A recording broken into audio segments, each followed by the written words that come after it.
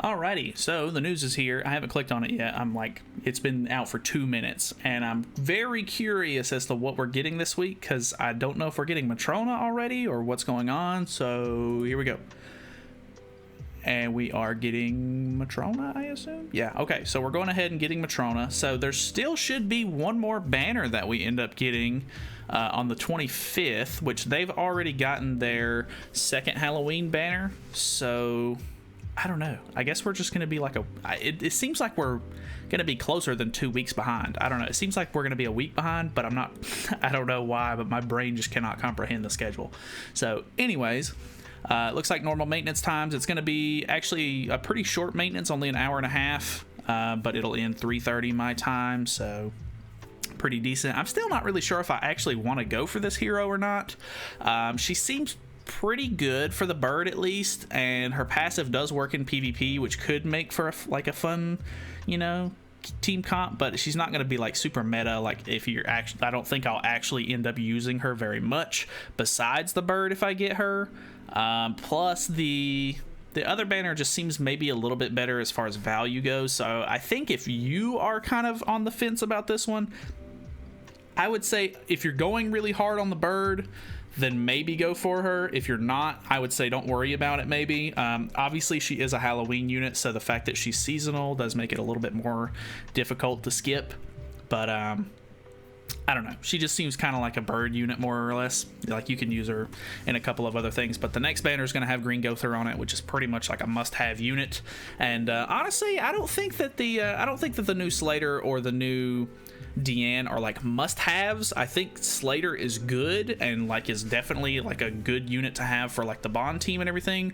But I don't know, if you don't really use that team a whole lot either, like it's not really going to be a big issue there.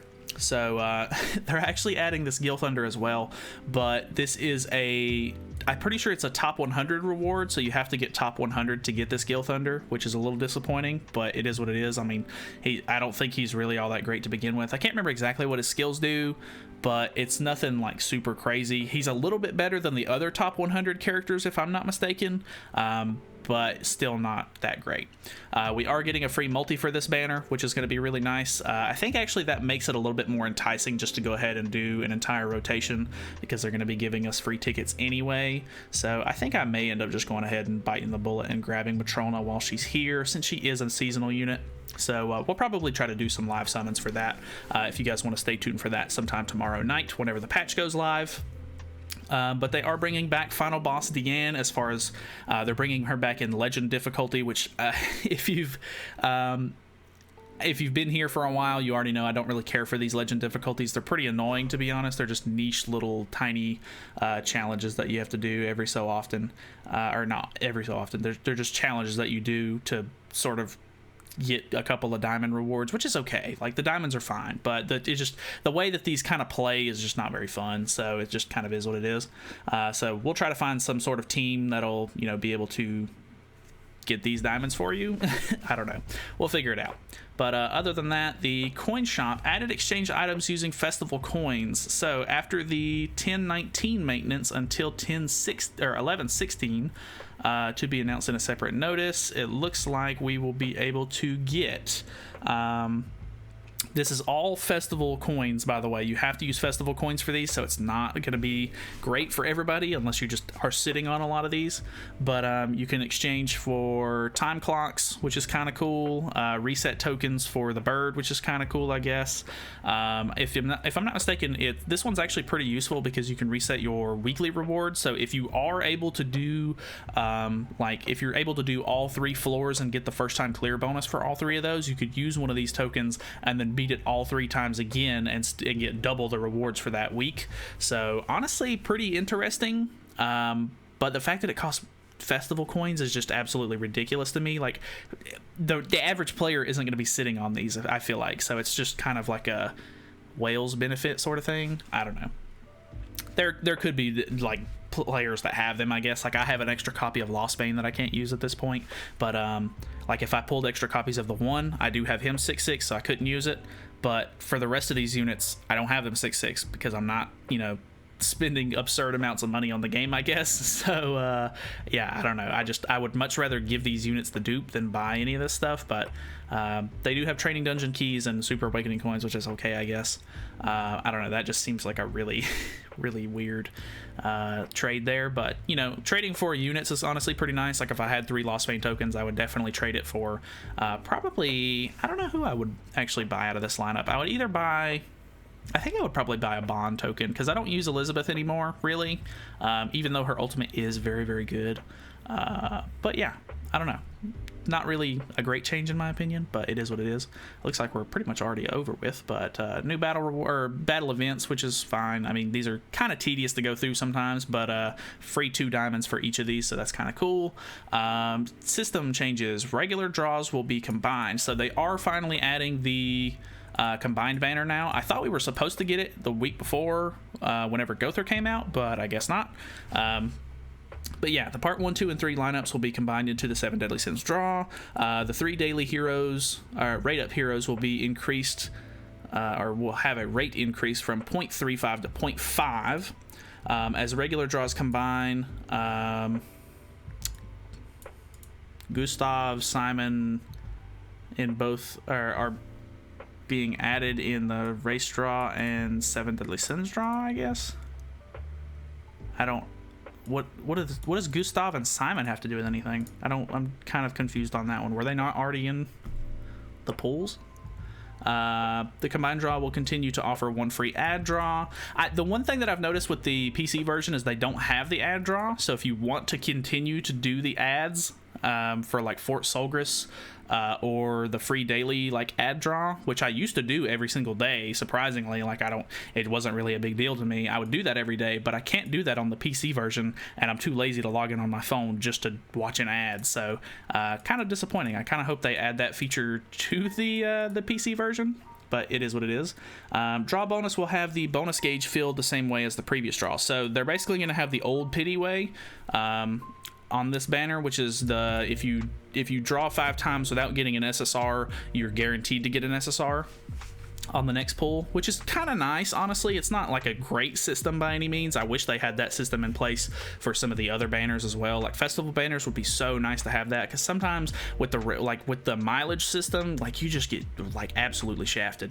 But as the regular draws combine, rewards from the regular content such as quests, coin shop, and bundle items will change. Okay, so item changes. Part 1 and Part 2 tickets will be changing over to these SSR tickets. I was actually super like questioning this, because the Part 1 and the Part 2 SSR banners actually stayed for a while on Grand Cross, or on the JP and Korea version. So I wasn't sure if they were going to like convert these over. So if you're sitting on these and you're interested in trying to summon on the new banner, I would say wait. If you're looking for a specific character on one of these 2 banners, you're gonna have better odds to get those characters by using them on their respective banner. So if you're looking for like a specific Part 2 banner unit, say you're looking for, you know, Red Derriere, if you have a bunch of Part 2 tickets, I would not wait until they change over to this one.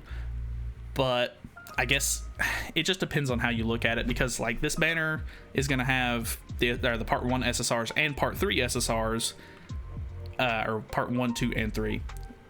So you're not going to have to worry about, I don't know.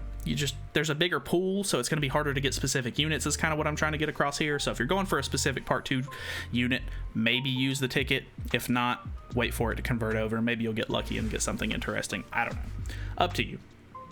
So, tickets above are scheduled to change on the 11/16 maintenance. Okay, this change will be applied to quest rewards, daily check-in, platinum coin shop, festival. Pretty much every way that you were able to get these tickets, it's going to be changed over to this ticket basically. Bundles are also getting changed to have this ticket as well. The reward from the 10-12 maintenance event are scheduled from these changes. This includes the October event Hawk Pass. Okay. Guaranteed SSR draws will be combined, so they're going to be a guaranteed. That's what these tickets are for. I don't know why they didn't state that previously, but that is what it is. Pretty normal stuff here. Race draw 1, race draw 2, and Human draw tickets will remain the same. I honestly hate the human draw tickets. They really need to do something differently with the human banner. It's just so bad. Both the guaranteed SSR bundles for part 1 and 2 will no longer be sold, and the guaranteed SSR draw will be added to the bundle shop. So it's going to be this bundle now instead of the part 1 or part 2 bundle. Holy Relics. We are getting a couple of new Holy Relics. Excalibur Arthur is getting his. Awakened Easton is going ahead and getting hers. And then Gill Thunder's lineup is going to be getting theirs as well. It looks like... I haven't actually read these, I don't think. So if the hero survives with HP less than or equal to 20%, removes debuffs from the hero and fully restores HP. So that's actually pretty interesting, because his stance does make him quite a bit tankier. So if they hit you really hard and you have less than 20% HP, he's basically just going to full heal again. Kind of like Omega Rugal. If you messed with him at all from the KOF collab, he basically, his passive made it to where if he was down below 50% HP, he would fill his HP gauge back up. So kind of the same thing, but it's 20%, so it's a little bit harder to hit that range, because, you know, sometimes there are units like the one Escanor or somebody that can definitely do more than 20% damage and just, you know, beat through that. But I don't know, honestly, if you're running like Red Easton or somebody that can raise your defense, could be pretty good. Awakened Easton's is if the hero uses a skill to deplete the enemy's ultimate move gauge, the hero recovers 10% of the diminished HP for each orb removed. So that sounds all right. I don't know. She's pretty lackluster in my opinion. I just don't think there's really anything that would really make me want to summon for that unit. But maybe a new Awakened Easton would be a little bit better. Gill Thunder's is increases the hero's resistance, crit resistance, and crit defense by 4% for each orb in the hero's ultimate move gauge. Increases by an additional 20% if completely filled. So he's going to become a lot tankier, which is pretty interesting. That's pretty much all the blue and I think the blue and the green Gill Thunders is pretty much good for anyway. So yeah, I guess that makes sense. Ending bundles for the 7 catastrophe stuff, a couple of ending events for 7 catastrophes. Bundles are going to be going away, and it looks like they fixed a bug with mono, which doesn't seem like it's that big of a deal. So if you had that, no longer. Anyway, that's pretty much it. This actually went on a little bit longer than I thought it would. But anyways, we're getting a pretty decent little patch here. Nothing really super crazy as far as content goes. We do get to see the new banner. Honestly, the new banner's pretty if I did remember seeing on the JP and Korean versions whenever they got the banner at the beginning of the month, I assume ours is just going to be off schedule a little bit because we're already in the middle of the month, and I don't think that they're just gonna like reset ours to start on like the, you know, the 19th or whatever. But the festival units that they do at the beginning of the month, because it's supposed to be festival units at the beginning, like seasonal units in the middle, and then I think it was supposed to be 7 catastrophes at the end, but I think they swapped that around a little bit. But it's still going to be festival units at the very beginning of the banner, but it's only for 3 days, and it's only 3 specific units. So those units stay for 3 days.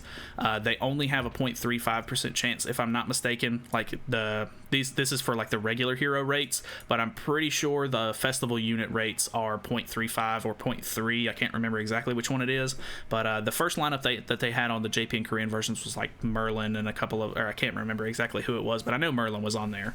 But it was only for 3 days, so very interesting. I don't know how to feel about it, but hopefully they just put festival units back on the banner, and then if they want to, they can keep this banner. That's fine. Like, it'll give people more of a chance to get units if they really want them, but festival banners just need something more like than just the new hero. Like, it's just that's just very bad. So anyways, you know, a little bit of content. Obviously Matrona's coming. We'll kind of mess around with her a little bit. We'll do some live summons, so if you want to stay tuned for that, feel free to you know, subscribe, you know, so that way you don't miss a live stream. But that's pretty much it from me. Hopefully you guys enjoyed the video. That's, you know, thank you so much for watching. Feel free to subscribe for all that good stuff in the future, and I'll see you guys in the next video. So see you then.